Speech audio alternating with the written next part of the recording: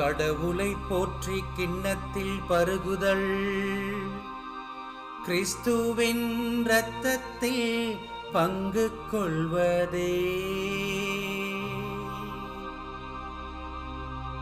கடவுளை போற்றி கிண்ணத்தில் பருகுதல், கிறிஸ்துவின் இரத்தத்தில் பங்கு கொள்வதே.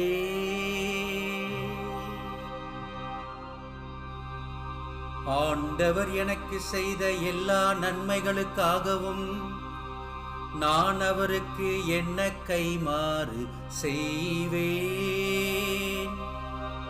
மீட்பின் கிண்ணத்தை கையில் எடுத்து ஆண்டவரது பெயரை தொழுவேன்.